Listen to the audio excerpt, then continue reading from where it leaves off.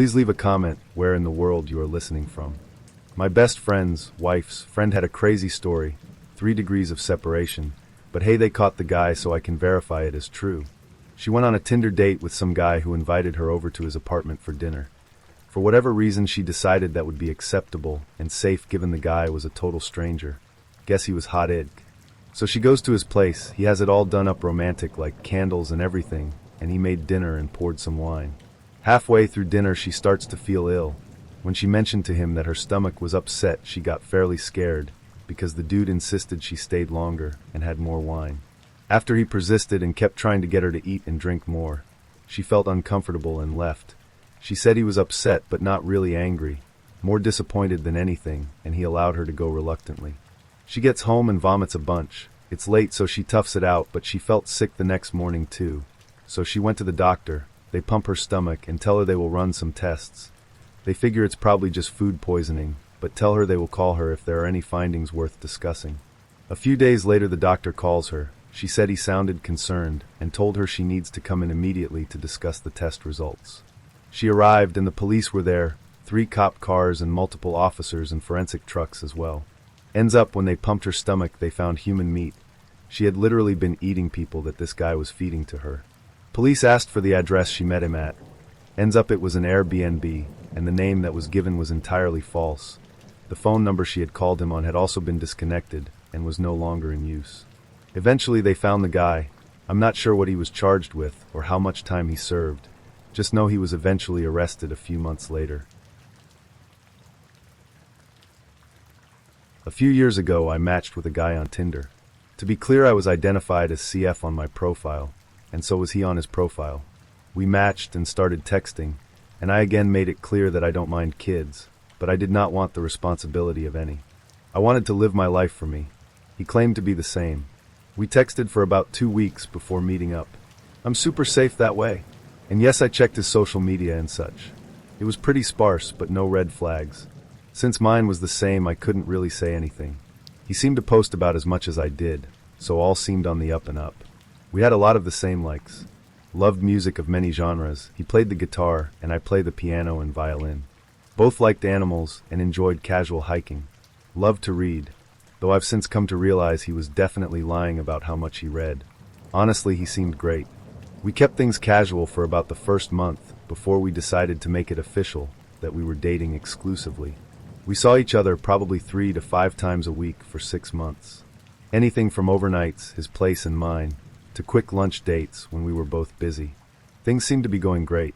I met his friends, he met mine, and we made plans to meet each other's family over the holidays. Then comes the talk. You know, the one where you're more than casually interested and actually starting to think long-term about a partner? The one where you make sure you're on the same page about long-term life goals and ambitions? So we are having dinner, and I let him know I'm on track to retire at 40 to 45, and that I want to move to Europe and travel extensively. Take up writing and art again.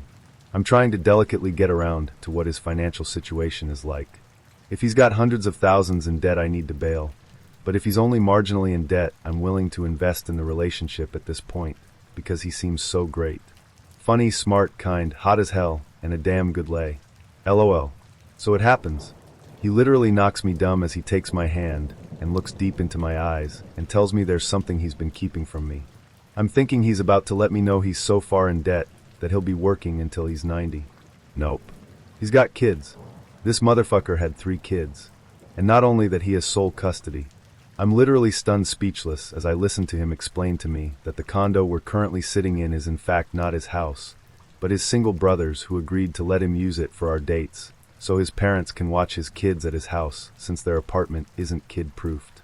I remain speechless as he explains he didn't tell me earlier because he was afraid I would stop speaking to him, and that he can't bear to lose me because I'm the most amazing woman he's ever met. He tells me he wants to spend the rest of his life with me, and I'll be such an amazing mother to his kids, because I'm so smart and level-headed and not a drama queen at all. This bastard then goes on to say that instead of me retiring early, I should sell my house and help him pay off his mortgage and debt, and then we can save to put all 3 of his kids through college, and once they graduate they can get good jobs and send us to Europe on vacation. I just sat there staring at this fucker as he looks at me with such an excited expression on his face. Like he already had the next few decades of our lives planned out and fully expecting me to be jumping with joy that he sprung his little brood of mini-me's on me like it is some fantastic surprise. Planned in a way that was the exact opposite of my child-free life plan I had been up front with him about from day one. I literally didn't say anything once I came back to my senses. I just stood up, grabbed my bag, and walked out. He of course followed me and kept telling me I was overreacting, and please come back, so we can have an adult conversation. He tried to keep me from getting in my car, and I finally faced him, and told him I was 1 second away from dialing 911. He finally stepped aside and told me he'd be waiting for my phone call when I finally calmed down and was ready to be rational. Over the next 2 months, I was forced to change my cell number and threatened to have a restraining order taken against him and his whole family because his mom, his dad, and his fucking brother all started harassing me, blowing up my phone all hours of the day, coming by my house and my work. All of them telling me what a horrible person I must be to hate children, so much that I would turn a great guy like him down. It finally stopped when I went to the police. I didn't have enough to get a restraining order, but they did send an officer to his house to tell him to leave me alone. He called one last time to leave me a message and tell me I was going to die a lonely cat lady and he was fucking done with me. And that I was lucky he'd given me the time of day because I wasn't that hot anyways. So there you go folks, the breeder horror story of all breeder horror stories. Edit, wow. Legit did not expect this post to blow up like it did. I can't reply to everyone, so here are some answers to the most common questions. No, I am not super rich and did not win the lotto in order to be able to retire early. I was adopted by my grandparents who taught me the value of saving and investing early and never going into debt for anything other than a house. They stressed the power of compounding interest. At 15 I got my first job and they helped me set up my Roth IRA, REIT portfolio, and drip stock portfolio. They wanted me to learn from their mistakes as they didn't start saving until their 50s. I have legit been a super saver and super investor for a little over 20 years now. I'm 37. I was 34 when this happened, though he probably only asked me out because I legit look like I'm 25. Not having kids really allows you to retain your youth. I don't think he was completely living at his brother's. We hung out 3 to 5 times a week and had maybe 2 to 3 overnighters a week. So once or twice at my place and once or twice at his place. We alternated nights. So I think he only used his brother's on then nights we decided to sleep at his house. Though he did keep stuff there and make it look like it was his place. What was really creepy is I left my stuff there too. Never went back for any of it. Is it weird that despite all the fucked up shit this guy hit me with, I kept wondering what his brother might have done with my toothbrush while it was there? LOL. I never actually met his parents until after that awful night. We had made plans to meet each other's family for the holidays, but our talk was a few months before Thanksgiving, so we hadn't met each other's relatives yet. The first time I met his parents was a few days after that night when they came to my fucking house to convince me to give their son another chance. And believe me, that is a whole other story. Same for how I actually met his brother. I honestly don't think he was massively in debt. I just think having kids meant he was nowhere near as financially solvent as I was. Let's be honest, most people with kids are not looking to retire at 40 since kids are hella expensive. It's one of the reasons I didn't have any. He probably just had some credit card debt, his mortgage, his truck, and nothing in college savings for his kids. The same boat a vast majority of parents are in. I think he just wanted me to help him get to where I was faster than he could get there himself with 3 kids to support. After my last relationship ended, I began to engage in a lot of irresponsible behavior, one of them going on Tinder to find someone to just have sex with. Unconscionably irresponsible, sometimes reprehensible. To my own detriment, I was disregarding using condoms, sleeping with a girl who had HPV, and meeting up with a few other shady partners up for a one-night stand. I'm sure much of this had to do with mild depression. After maybe a little over a dozen hookups, I'd met a gorgeous ebony girl in her early 20s, down to, well, She gave me her address, and we agreed to meet up that same night. I knew her neighborhood, what you would consider a bit unsavory, made up of mostly Section 8 duplexes, so I was of course on guard. This town has the second highest murder rate in the city. I followed the GPS, which led me to a house without any lights on, inside or outside. The house was directly across the street from the bad neighborhood. I'm a white boy in a mostly black neighborhood, something by now I was used to, since I'd mostly been on a streak of hooking up with black females. I made a few laps before calling her. It rang once or twice each time, but she abruptly hung up. However, I did get a text. We'll call the girl Jasmine. The exchange went as follows, verbatim, as I'm going back and forth from my actual text messages to here. Jasmine, hey, where you at? Me, I think I'm here. You live in a house or duplex? 5 minutes go by without a reply, and then they started again. Jasmine, where you at? Me, I think I'm on your street. 514 Drive, right? All I see is a house on the corner. 2.5 minutes pass. Jasmine, I ain't gonna stand out here all night, bruh. Me, I've been asking you if you live in that house. Me, the house on the corner. 3 minutes pass. Jasmine, bro, where you at? Jasmine, yes, red house on corner. At this point, I pull over and decide to stake out the house. I tell her my car is white. It was actually dark blue. Me, okay, yeah, I know where you are. I gotta turn around and come back. Be there in 30 seconds. As I'm watching, I see a black girl come out of the house, all lights still off, onto the porch, phone light illuminating her face. I couldn't get a great look, but she did resemble the girl in the profile pics. Next, I watch from the house across the street, 2 tall, black males exit and run to her house, both wearing dark hoodies, hoods up, and they both enter, but not before I see a third really big, older, black male open the door for them. Jasmine, are you coming or what? Me, about to pull up now, come outside. Jasmine, Jasmine, outside.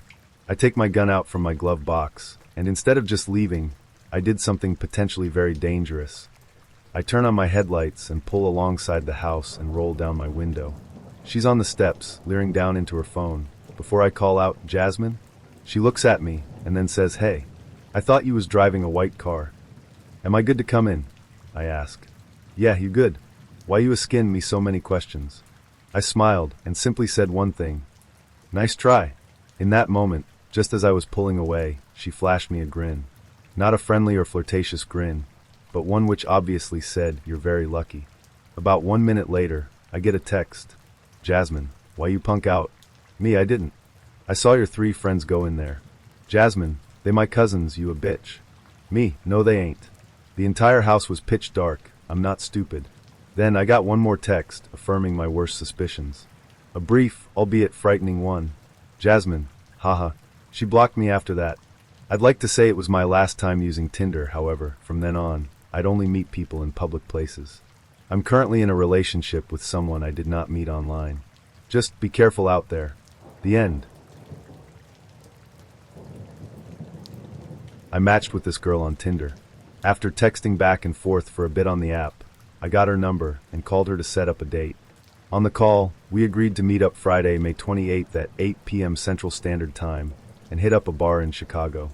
On the phone, I told her that I'd pay for her Uber to my place, and we can head out from the lobby of my apartment building. This is where she raised the first red flag. She told me that she's afraid of the dark and being kidnapped. I reassured her that 8 p.m. isn't that dark, and that the lobby of my apartment building is well lit and staffed with 2 concierges full-time. She can also wait outside the lobby if she isn't comfortable entering the building. She insisted that she's uncomfortable, and so to accommodate, I decided we should meet at a public place like a Starbucks. We agreed to 8 p.m. at a Starbucks closer to her place. On the night of the date, I texted her 4 hours before the date asking her to bring a jacket with her, since it's very windy. She promptly replied that she will, and thanked me. It was raining on the night of the date, and in another text, I mentioned that if the rain turns into a thunderstorm by 7:30, we should table our date. 7:30 rolled by, and the rain was gone.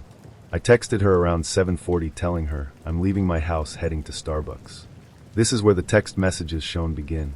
At around 8:05, she texted me back, asking me to let her know when I arrived at Starbucks. I assumed this meant she was already there. At this point in time, my Uber took the wrong path on the way to Starbucks, and so I arrived late, around 8:20. Expecting to see her there waiting, I was surprised to note that she wasn't there. I thought she had bailed, but I decided to give her an extra couple of minutes as I gauged her initial interest level as very high. At around 8:30, I call her asking if she's on her way. I took time to get dressed, look nice, and arrive at our agreed location. Where was she? She picks up the phone. She tells me that she's afraid of the dark and that she doesn't want to leave her apartment building.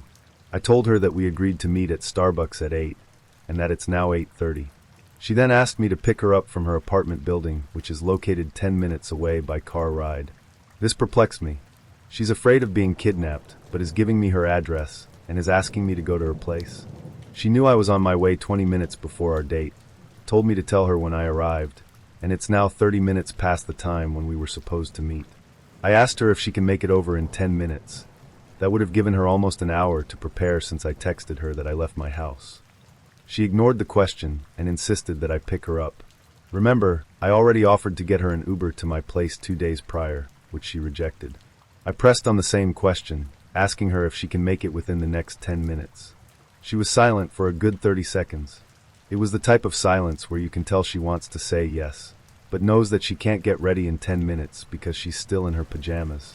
I broke the silence by telling her that I'm not interested in these games, and that if she is unable to keep her word on something as simple as meeting in a public place, then this won't work. I politely bid her a good night and hung up. I don't have time for these games. That's when shit hit the fan. She was angry that I had the nerve to stand up to her reneging and general lack of responsibility. She blew up my phone with calls and texts. I didn't pick up any of the calls or answer any of the texts. At this point in time, she was already erased from my memory, as I was on my way to hit the bars and make the most of the night. This post includes all the texts she blasted me with. She stopped texting around 9 p.m. At that point in time, I was already at a nearby bar and vibing with a group of random guys and girls. Then at 11 p.m., I get an essay from her in the form of a text. I'll let you all come to your own conclusions. I never picked up her calls back to me or replied to her texts. I was busy having a good time.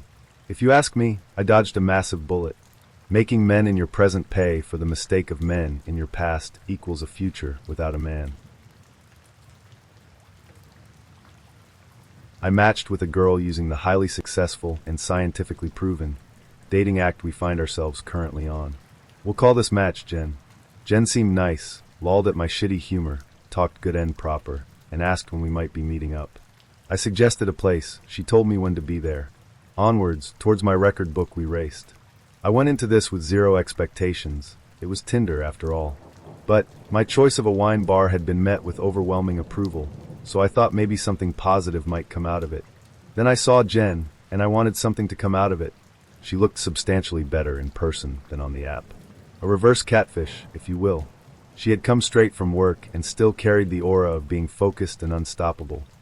Something one would expect from an early 20s NYC girl who was still taking on the world and not yet driven down by defeat or cynicism. Except Jen was 28 and might be interested in me, so it was even better. When she looked over at me, a metamorphosis occurred.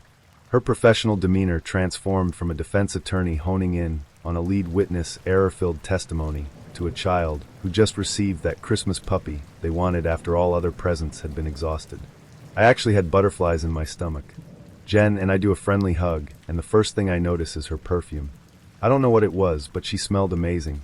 I get an image in my head courtesy of Hollywood. Us laying in bed post-sex like carefree actors with perfect hair, great lighting, and a lack of towels required to clean up certain bodily fluids. We sit as the server lays down the dinner menus, says he'll be right back, and with a glance at my watch, the clock officially begins. 8:12 p.m. I only know because she had said 8, and I have an irrational fear of being stood up. I needed to verify I was overanalyzing that thought. I'm already a quarter into my drink, having arrived around 8, and needed something to calm myself. Jen peruses the wine list while we engage in the initial pleasantries. How nice she looks, adventures on the MTA to get here, and other small talk. I browse the dinner menu, trying to figure out what I can stomach against my newly arisen, alcohol-resistant jitters. I spot my food of choice, a duck confit salad, and close the menu as Jen flags down our server and orders a Riesling. So far, so good.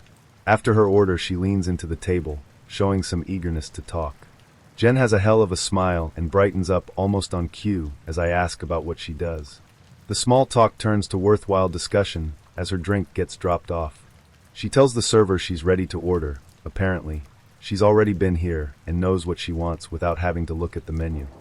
Jen orders a braised pork dish, hands the menu to the server, and sips her wine. Server looks at me, and I order my duck confit salad. Jen noticeably has a moment where I think the wine went down the wrong pipe. She recovers fast, and, instead of coughing, she's just staring at me with this look of disdain. At this point, I'll mention that my employment consists of public relations for an organization that is not well liked. A day I perform well at work is a day where I am able to be in a very stressful, often hostile, environment while staying together, thinking on my feet, and getting the message out. It happens frequently, and I do my job rather well. I say this not to talk myself up, but to prove just how disastrous the following was. "A salad?" I want to say she bellowed it, but really, I was just so caught off guard it came off as loud as a bullhorn. The server, and myself, not sure what to make of this, look at her with confusion on our faces. His quickly disappears into the menu he's now holding. I reply, "It's got duck in it." Years of experience as an orator are on full display in this crowning moment as my rhetoric resonates across the table. A salad? Do you know how that will make me look as I'm shoveling braised pork into my mouth? The server realizes that the table near the bar, which didn't flag him down, suddenly needs his attention, and he'll be right back to see if we need to change our order. Again, I do PR. This is where I work best, on the defensive. I look her dead in the face and say, "Is this a body image thing or something?" She loses it. I can't even comprehend what she's saying, because I'm so mortified at the ignorance I just blurted out. The barrage of fuck yous, assholes, and other obscenities hit their mark, killing my stomach butterflies where they flutter. I start picking up that I'm making her look like a pig, which, consequently, I ask what I just ordered. I am literally speechless. She and everyone else in this place are just staring at me. Maybe us, I don't know. I finally get the urge to speak up and apologize profusely for making her feel that way. I tell her I will order something else, we can start over, and this is just a silly little. Did you just fucking say silly? That was it. I was done, preparing for wine to be thrown in my face. Instead, she just stands up, grabs her bag, gives me the finger, and just yells out, "F-U-C-K. You." The restaurant is dead silent as we all watch her leave. She kicks a chair as she was leaving and yelled again as, I assume, she broke her toe. More silence, except for one guy just trying to silence his laughter a few tables away as his companion is saying, "OMG, stop. That's not funny. I would die." I agreed at the time, but now I think it's one of the funniest things that's ever happened to me. I just sat there for a moment and noticed the server standing at my table looking down at me. I glance at my watch, 8:29 p.m. I offer a pleasant smile and ordered the duck confit salad, but please not the braised pork. I was likely dining alone that night. So I had my salad, it was fucking amazing. Another glass of my red, her Riesling, and a pretty decent dinner. The server tried to comp 2 of the glasses of wine, but I just tipped him out the comps because he did nothing wrong. I don't know if it was all serious or she was just fucking around with me. She unmatched me sometime after she left, and that was that. So there it is. I wrote quite a bit of this on the train this morning. Pre-coffee, post forgetting my Kindle, presently being stuck because of a police investigation at a station. Hope you enjoyed it. I went out on a date with this woman. We went to a restaurant to have dinner. She seemed a little spacey, a low talker, kind of pretty, but a little disconnected with reality. We have a nice conversation I barely can hear. By the end of the date, usually people do a hug or say, "We should do this again sometime." She walked away, then walked back as if she remembered that's generally common human courtesy to do some kind of goodbye. Kind of weird, I should have ended it there. So I go out with her again. We go to see the movie Annihilation about the scientists who explore an alien landing site. Partway through the movie, she starts freaking out and covering her eyes. This movie isn't even that scary.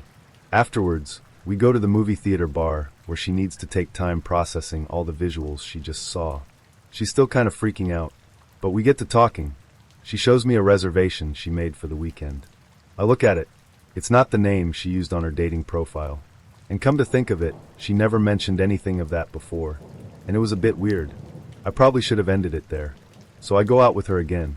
We make plans. I'm going to pick her up at her place, and we're going to get Thai food. I get there. She texts me. I'm just finishing up my coffee. Come on in. She lives on some off street with no road, one of those alleyway streets with only walking access.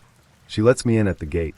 Looking at the apartment in front, which is completely empty, wood floors, figure this is a nice place. I knock on the door. She opens, and her giant dog that's like 100 pounds walks over to greet us. Now, the dog does nothing wrong. Just walks over. She looks at the dog, snaps her fingers, and stares at it. She has this dog under her control. On a dime, oh good boy. Now normally dog owners do shit like that to assert dominance. But this seemed a little more controlling than usual. We tour her place. And by the way, she's not finishing her coffee. She just poured it, and I'm itching to get food. Would you like some coffee? No, I want to get Thai food. Anyway, her place is nice. Furnished, sweet kitchen with pots, pans, full knife set and utensils. She's living pretty sweet. She's a psychiatrist who does at-home consultations, so I see pill bottles all over the table. We sit down, and she's CEI-upping this coffee. Maybe 15 to 20 minutes later, her roommate comes from downstairs, who also shares the same first name as me. He's kind of a large gamer dude. He goes to the kitchen, goes back upstairs, and comes down with a black roll. Only 2 people carry these, chefs and assassins. I know what it is immediately, and I start to freak out. It's a set of knives. Remember, the kitchen already had a sweet knife set. I don't know what the fuck is going on. But maybe he's a chef. Nope. He rolls it out and starts sharpening it on a metal stick, looking me in the eye. I'm thinking a chef would use a wet stone if they really gave a shit about their knives. I look to her. She's cool as a cucumber, as if nothing weird is happening. He goes to the kitchen to cut his vegetables. I see him cut onion from the bottom, and I'm like, that guy has no clue what he's doing. I gotta get out of here. My hand is on the doorknob at this point. She stands up, goes to the kitchen, and pours herself another cup of coffee and sits down. And she asks, "You sure you don't want a cup?" I look at those meds on the table and think, I don't know what the fuck you're gonna put in that drink, lady. You and your serial killer roommate. And I'm practically shitting my pants for another 20 minutes. We finally go to the Thai restaurant, where 3 seats down from me was a girl I went out with a few months ago, who I was into but who also totally ghosted me. Blue hair this time around, and she seemed pretty bored on her date. Anyway, she tells me about her divorce, her being new to town, her living situation, how her roommate was a recovering meth addict she met who she let live in her place while he figured his life out. A lot of the weirdness she explained was due to her having synesthesia and ADD, hence getting freaked out by all the colorful images at the movie. And things kind of mellow out, but I can't seem to shake how weird this situation was before. She starts to seem a little more human, but I'm not sure I want to do this, even for the story. I should have ended it there. So I go out with her again. I pick her up, we go to the movie theater. It's one that doesn't let us in if we're 5 minutes late. We go to the bar, she's drinking, I'm like, let's hurry up, or they won't let us into the movie. She takes her time. We're 5 minutes late, so we have to wait for the next showing. And at this point, I'm so emotionally guarded, and we're finding that we're not that into each other. We see the movie and grab a bite afterwards, where clearly she also discovers this isn't going anywhere. So she says to me, "So I do this for a living." Oh, I know what's coming. She's going to psychologically analyze me. And she asks all these personal questions. And she gets to the core of me in like a minute. And says some things that just hit home and break me to my core. She's good. And I'm internally just destroyed and a complete mess. She's cool as a cucumber. We go outside. She's trying to get an emotional rise out of me, considering I was very emotionally guarded around her before due to the whole fear of death thing. And it's working. We go back to her place. And I'm a mess. Nothing physical has happened at this point, and I'm debating whether I should try and make a move or see if she wants to do anything. But also I know it's over, and I watch her with her dog, and she's got full dominance over her dog. And I realize I'm exactly like that dog. And here I am, broken emotionally under her spell, weak, terrified, and insecure. And I look at the chair behind me, and on it are 2 knives laid out perfectly, on a living room chair. I get the fuck out of there immediately. I walk past their empty apartment up front and think, that's not an empty apartment for rent. That's the staging ground. The whole walk back, I'm thinking how no one will easily find me on this offshoot road. I can't even get to the road fast enough if I needed to. And I was terrified. I was not doing this shit anymore for the story later. A friend explained that, more than likely she was just weird and her roommate was trying to scare me off. If she started to get close to me, and I started putting any disparaging thoughts about her roomie into her head, he might lose that meal ticket, which made the most sense. But man, that one might top them for me. I don't know what to do about my new girlfriend, Karina. Something really, really bad has happened, and I'm not even sure what it was exactly. Like I haven't fully processed it yet. This is fucking crazy, but I don't know who else to talk to about it. Here it is. My girlfriend Karina asked me to attend her dad's execution with her and her mom. I swear, I'm not making that up. She asked me 2 weeks ago, if I would be willing to go with her and her mom to the federal prison just a few hours away to see her incarcerated dad. She wanted me there as emotional support while the state carried out his execution for a crime of passion that he committed almost 2 decades ago. Honestly, what would you have said or done in this scenario? I'm absolutely in love with Karina, so I couldn't think of anything other than saying yes.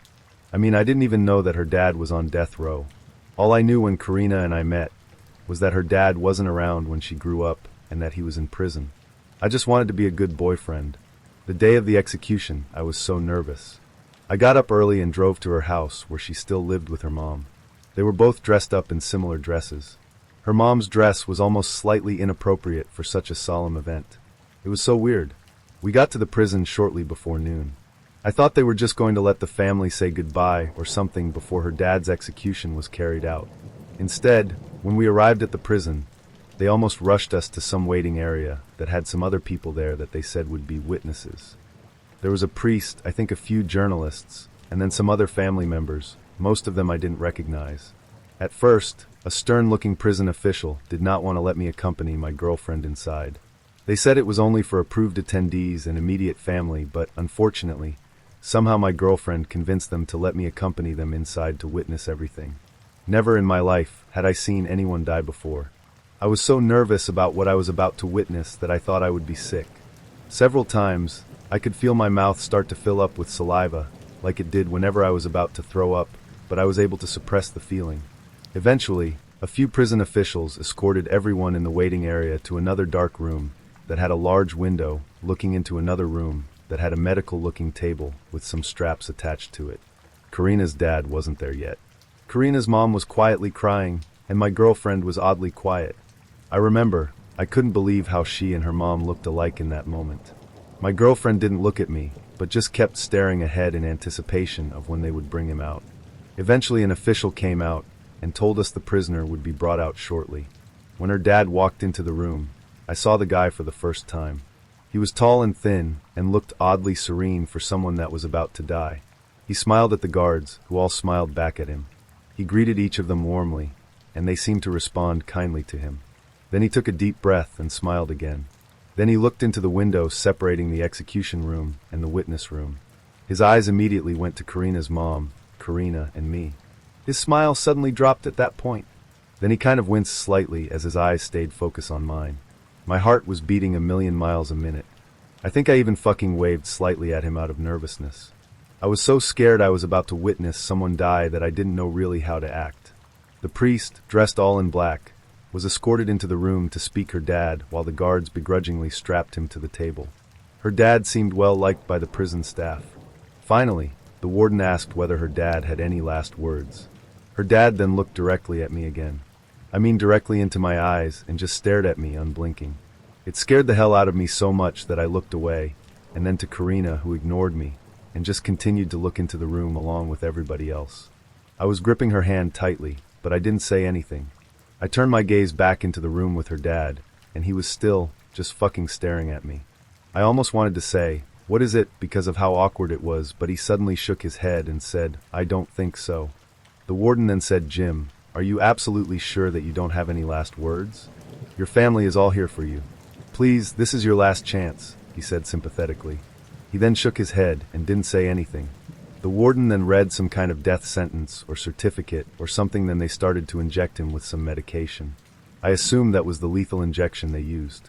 As soon as they did this, though, he seemed to have a change of heart and tried to jump up and speak. "Damn it, I'm so sorry.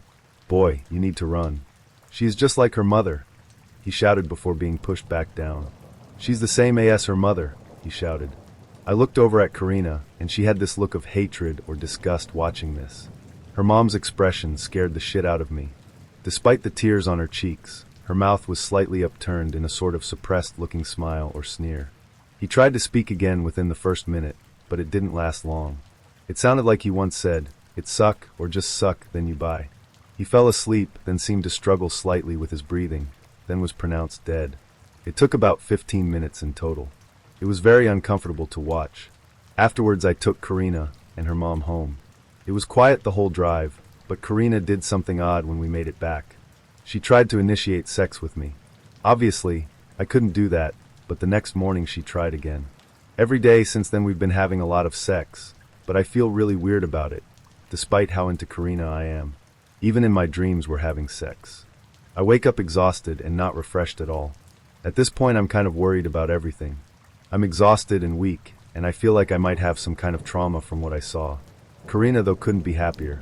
Her mood and energy are super high. Courtesy of OkCupid, I was 24 and from school, had been messaging this cute girl who could actually hold a conversation really well. So after I got home in December, we decided to meet up. 7:00 p.m., show up at her place. She isn't 120 pounds heavier than her picture, doesn't have a beard or Adam's apple, and hasn't axe murdered me yet. Chemistry is great, and we actually start making out before I pull out of my parking space. So far so good, OkCupid, you da bomb. 7:15 in the car, things are fine. She's talking a lot about her modeling job, which is cool, just finished finals in med school. Anything that isn't an enzyme or nerve circuit is welcome.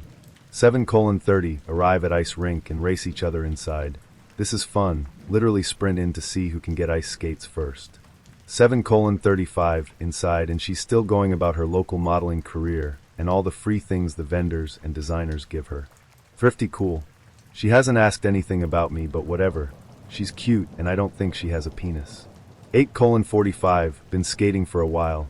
I now know about the process of applying runway makeup, the time constraints and approximations of changing outfits depending on the number of pieces, and how to adjust hip tilt and swing during a catwalk if your clothing piece is top heavy versus has a long train. I now know every cost approximation of at least 12 different clothing pieces from 3 designers I have never heard of. 8:50, she can't talk if she's eating. I suggest we get food. I don't know the area, so she inquires the first thing about me of the night. Yes, I do like Mexican. Personal thought, Mexican like tacos, should be casual and nice for a first date. 9:00, we arrive at the place. This is not Taco Bell or Chipotle. 40 feet high wooden vaulted ceilings with hanging sheer fabric for ambience, and the swankiest fucking bar I've never seen. I read Cristal on the neck of the display bottles propped about. Isn't that the shit rappers sing about? 9:03, sitting down. She's been bragging for a bit that despite being a model, she has never done cocaine. Waitress gives me a warm, moist hand towel to wipe off my hands as I sit down. I'm wondering if I'm in a strange music video. Fuck, the prices are steep. I'll just have a soda and a salad. She knows everything on the menu by name and what it should be paired with. She's been here a few times, I wonder if with other guys. 9:30, I would really like some cocaine. 10:20, Michael Kors, ain't got shit on me for knowledge of the fashion industry. 10:30, I have no idea what she ordered, but the bill is $105 plus tip. She asks if we should go and I say yes. She makes no attempt to pull out her wallet, so I bite the tab, trying to conceal my pissedness. Should have ordered more than one drink. 10:40, not too impressed with the date, but I walk her to the door. She asks if I want to come in. I'm not used to dating after 2 long relationships, but I know this is a good sign, and I get excited and accept. So in we go. 10:41, I meet her mother, in a bathrobe, completely unfazed by my presence. She asks if I know how to fix a light socket. 10:47, light socket is fixed. 10:50 in her room, score. I've seen this in movies before. 11:10, she has taken me through every lotion and perfume and tin of makeup and brush on her vanity, and told me the brand, the list price, and how much she actually got it for. 11:20, she is almost finished telling me the brand, location of purchase, and price of every shirt, skirt, pair of pants, and jacket in her closet. She is upset that her friend stole a bracelet from her 2 weeks ago. She wonders if I would help her look for it. Haven't gotten laid in a long time, yes. 11:35, she is literally crying, with tears down her cheeks, because I could not find the stolen bracelet behind, under, in her dresser/vanity/bathroom/bed/closet/nightstand/carpet. If it was stolen, why did she ask me to look for it in her room? 11:40, she has stopped crying, and suggests we watch a movie. Good, I need to mentally check out for a minute. 11:45, pay-per-view, or something. Evil Cabin Zombies in the Woods Dead 27. 12:00 am, extensive commentary on the superior quality of acting begins and ensues for the duration of the movie, but she says she has a knot in her back and wants me to massage it out. I accept this responsibility. 12:30, her shirt is off, and she is dead set on me massaging out a very specific knot on her left shoulder, which does not exist. Whatever. Apparently the special effects of the movie should have won a Tony Award or something, I don't know. 1:00-ish movie ends. My arms are getting sore. Been kissing her sensually for a while. Have not been able to get her to A, shut up B, turn over C, actively engage said kissies. 1:03, sequel to Monsters in the Aliens Woods homiciding stereotyped sluts / cast with Murder 41 begins. My lips are super tingly from the $72 lotion purchased at Macy's 2012 Groundhog's Day sale that I've been using. Still massaging. 1:40, can T feel arms or lips at all? 2:00, she starts participating in the making out stuff and politely tells me that for religious reasons she is saving her virginity until marriage. I completely understand. When it comes to faith beliefs like that, I respect whatever choices you make. Cool, no hassle, and we start fooling around. 2:30, I am excited. I've finished her off about 2 or 3 times. I feel like a champ, but I am still completely clothed and have not been touched in any way, shape, or form. As I am still being all sexy-like, I casually say, "What about me?" 2:31, she informs me that the bathroom is right over there and tells me I can take care of myself in the shower. I think I'll just hold it. 2:45, we've been silent, cuddling. Hey, this is nice, I love cuddling, she is comfy, and she's not talking, this is good. 2:50 am, out of silence, she whispers, "I see demons." 2:52 yours are yellow. 2:52 and 12 seconds I shit myself. 3:00, I learn that my demons are angry, and she is scared of them. Don't worry, I am too. She tells me that she has been exorcised on 2 occasions, and it's helped a lot. I don't inquire as to how much, precisely. 3:05, I try to be supportive because this doesn't seem like the kind of thing you just go around telling everybody, and more or less keep my mouth shut. God, I want to try cocaine. 3:10, sleep for her. Another hour of being stiff as a board and scared before I pass out. 9:00, her mother knocks and I, all 6 feet 5 inches 220 pounds of me, attempts to hide under the blankets. Mother comes in and nonchalantly tells her that they are going to a friend's house for dinner. Asks if the bearded guy under the blanket wants to come. I decline. I have to go return some overdue videotapes.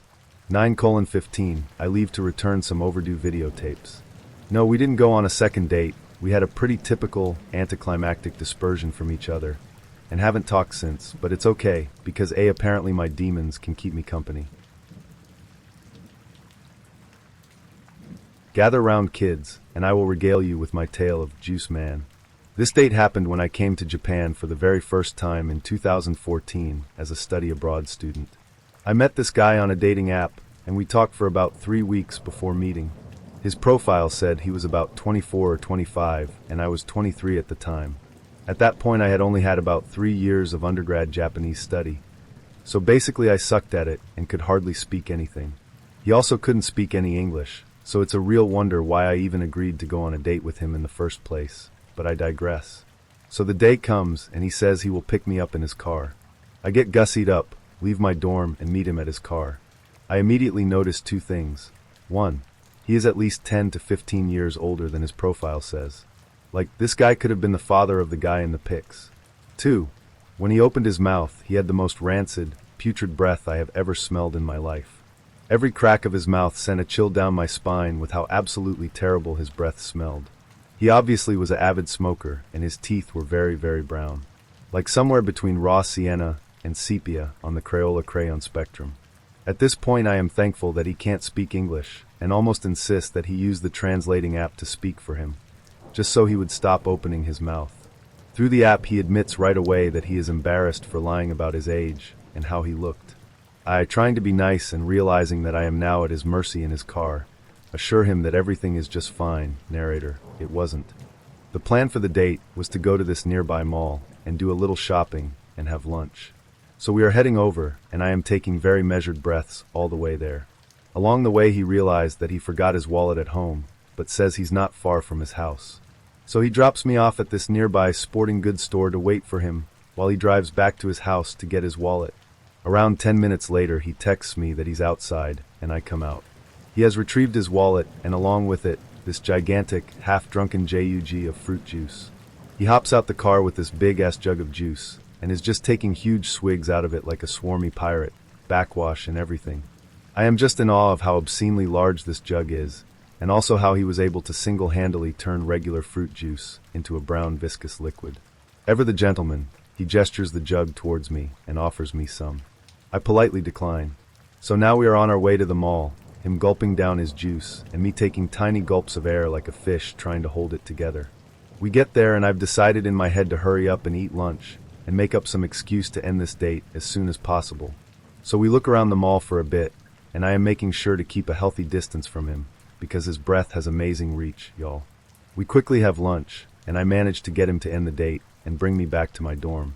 He must have sensed that I was not into him at all, and this date was not going to well because he starts rambling. Once we hop back into the car, he uses the only English he knows to try and salvage this date. His idea is to start listing every single black celebrity that he can think of to compliment me. I'm a black female. He starts off with, "You look like Whitney Houston." I most certainly do not look like Whitney Houston. When that didn't work, he just starts naming them one after the other. Janet Jackson. Beyoncé. I'm thinking, how in the hell can I look like all these people at the same time? The last name really threw me for a loop. Jessica Alba. She's not even black? I'm awkwardly laughing him off and breathing through the tiny crack in my window, just praying for him to reach my dorm already. Finally we get there and I get out and dash over to my dorm, in a roundabout way. Didn't want him to know which one I stayed in, and breathe in deeply for the first time in 2 hours. He later sent me a barrage of messages. I didn't read them, just deleted and blocked him. Worst date ever. For at least 2 years after that date, I would occasionally, for no reason at all, smell of waft of his breath. Still not too keen on dark fruit juice either. Nothing special, but I once dated a university girl, my junior, same uni. Boy, she was so scary. We used to line a lot, but after a week or so she started going crazy, like constant "I love you" every 5 minutes or so. And if I did not reply back, she would go crazy, like repeat my name with a question mark until I replied. I used to work at night, and she knew, but she kept on sending messages knowing I can't answer when I am working. Gradually I got very stressed and found it hard to reply, but I felt guilty because she did truly love me, I guess. She had no relationship whatsoever before due to family issues. So I tried to reply as much as possible when I was free.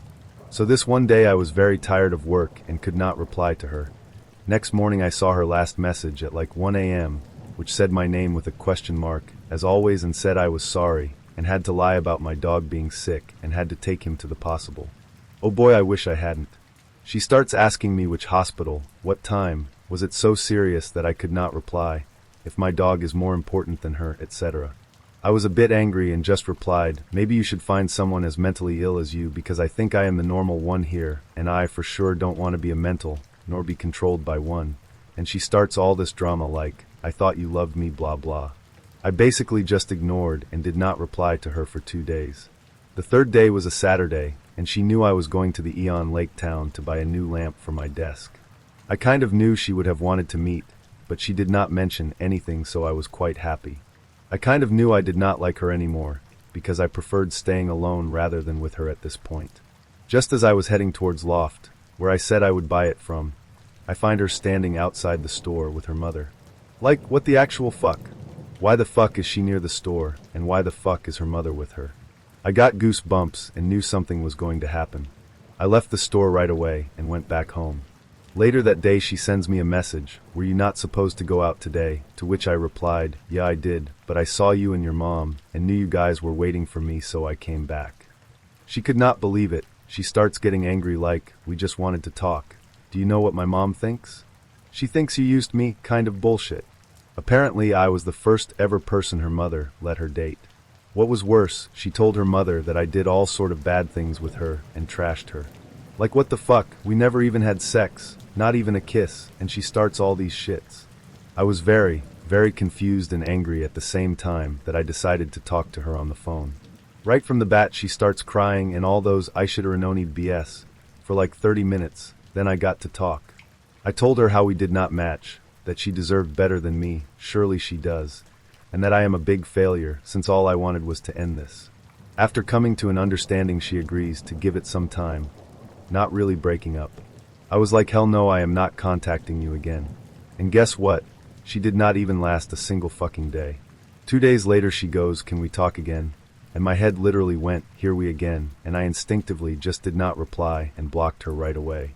I was very scared for like some weeks to a month after that, but nothing really happened. 3 years have passed. My friend, who is also her friend, told me that she started dating another guy after that, which did not even last a month, and now she is single again. Seems like she is completely normal and never talks about me or anything. The last time I saw her was on interschool presentation day. We both looked at each other, but looked away instantly.